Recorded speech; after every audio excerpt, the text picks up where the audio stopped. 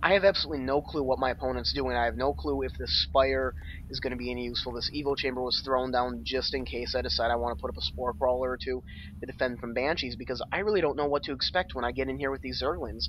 So, coming in, bringing them around. Now, what's kind of cool about this is I'm actually going to be able to get these Zerglings into his base, and that guy gets me one less little bit of scouting information. So, checking this out, I now know every building that he has going down inside of his base, and seeing the Marines and the tanks makes me feel incredibly comfortable with the fact that my Spire is up, I'm throwing down an infestation pit, and following this is going to be a very large group of Mutalisks, 7 Mutas, more drones coming in, so, you know, just again, staying ahead in the economy. What I'm going to do is I'm only going to partially saturate the minerals here, which I actually should just migrate a lot of these drones from over here. It's actually poor saturation. I could have used a few more drones over there. And my saturation down here at my natural, looking a little bit better. Maybe, again, could use a few more, especially now that I'm on 3 base. I probably want about 60, but right now, this Overseer is going in. Instead of the Changeling, I love to send Overseers into their death, not the Changelings. That's not what Changelings are for. Anyway, but I'm actually going to just be getting this more or less for the gas, and then for the fact that these guys can quickly harvest the minerals straight from here. And then once this gets picked dry, I'll probably migrate about half of these drones over there. And I will be researching some upgrades, and the Queen, her first job is going to be to lay down some creep tumors. So now that I have this expansion, this is wide in the open. This is a huge area to attack from. Can attack from here, and if he hits the Zelnagas, you'll be able to see what I'm doing.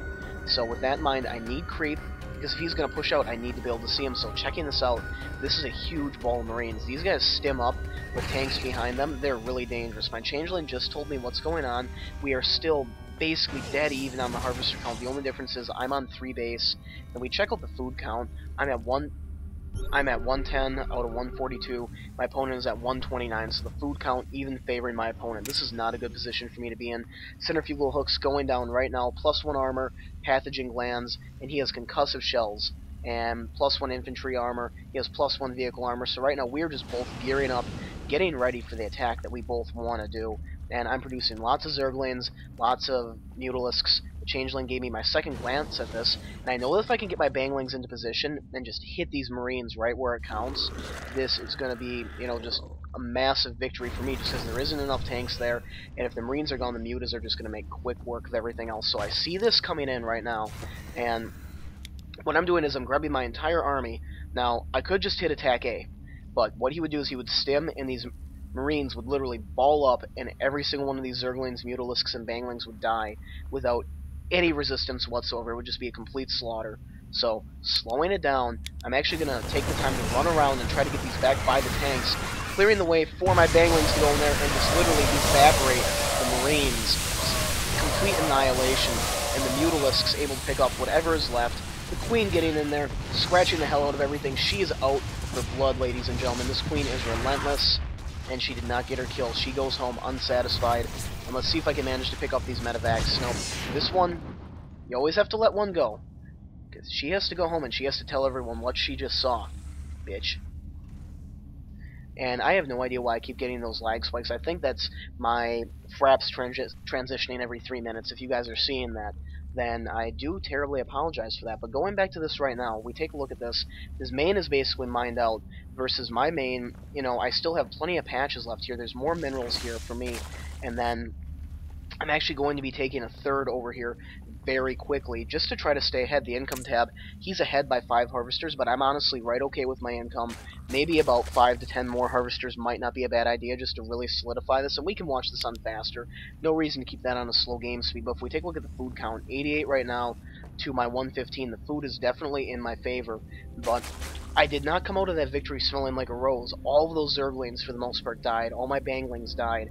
But the key thing is, now that group of Marines is very small, there's no more tanks on the ground.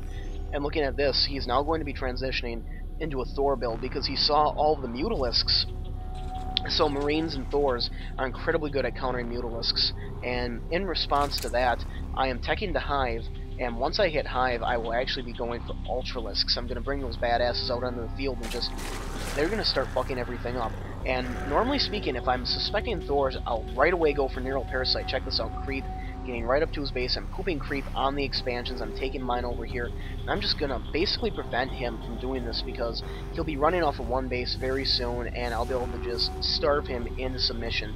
Really good upgrades on his part. I like that a lot. But like I said, normally if I'm expecting Thors, I'll have Neural Parasite because it's an incredibly effective counter to the Thors himself, but I'm not really expecting him to make that transition, and if he does, my composition of Mutalisks and Lings and a few Infestors with some Banglings I know is still more than sufficient to deal with this, because the Marines are really there to act as high DPS shields for the Thors and for the tanks. You get your Banglings in range, the Marines literally get melted, you know, just alive, and then Mutalisks, Magic Boxed, and Zerglings around them, it's going to be a complete slaughter. There's a lot of medevacs in the air, and this one, she has, you know, she's just terrified. She's got 5 health, she is 1 shot away from Oblivion, and I can tell you one thing, she does not want to go there, so Ultralisk Den is on the way, and I've got another great big ball of, you know, Zerglings, Mutas, a few Banglings mixed in, food count 168 over 131, so I definitely have an advantage. He broke down the rocks, and he's going to be getting ready to fly this orbital command over there.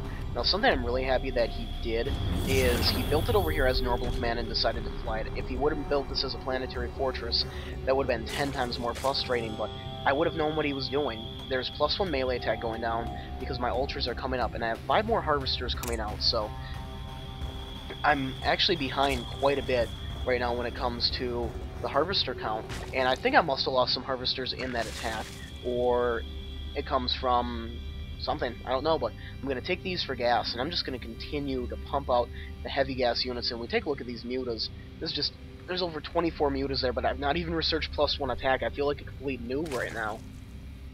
You always get +1 attack with mutas, it's so effective. Just absolutely insane, and there's 5 Thors on the ground right now, and these guys, you know, pretty freaking dangerous once they get upgraded like that. And there's actually another command center, so he's just going to start leapfrogging his command centers right now. There's 1 bunker and a Thor left back here, so I mean, wherever I decide to go, I'll basically be able to steamroll right over whatever he does, as long as I can catch him out of position. So right here, this Thor and this tank are completely caught out of position, and that just took away 1/5 of his Thor force. And checking this out right here, this composition, I'm going to slow this down, is really not good for what is about to happen to him. So again, right here, it's all about positioning for Zerg units. You really just do not want to attack A and hope for the best. So what I'm doing right here is I'm running up, trying to get up into the tanks, get as good of a surround as I can. These mutas could definitely be spread out more. Just look at the Thors absolutely face raping the mutas. I did not magic box them at all. That is disgusting. I want to hit myself for that. But it really doesn't matter because my food count was high enough. My army was definitely, I guess, well balanced to take care of what I was dealing with right there. And it'd be really tough for him to come up with a counter to that because Mutaling, Bangling is incredibly effective when we're talking about beating a Terran comp where it's biomech like this.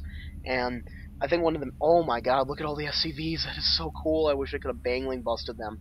So the reason why I was able to pull ahead in this game, a lot of different key factors. Maintaining map control and choosing where to fight the battles easily won me both those fights. I could have very well ran in that first fight into a line of siege tanks, and every one of my Banglings and my Zerglings would have been absolutely destroyed in this last battle. Just poking in, checking it out, and having Overlords spread out all over the expansions, having Zerglings down here to let me know when he's going to expand, creep spread all the way across the map. These are all things that hugely contribute to Zerg victories. If I wouldn't have had the creep up here, the only way I would have known that he was attacking this first time is when 7 siege tanks just, boom, annihilated half my workers and took me out. And these Ultras are like, guys, we didn't even get to fight. The big Ultralisk with their spiky head wanted to ram stuff. It's pretty awesome. So thank you very much for watching. This is Malikicowtipper signing out.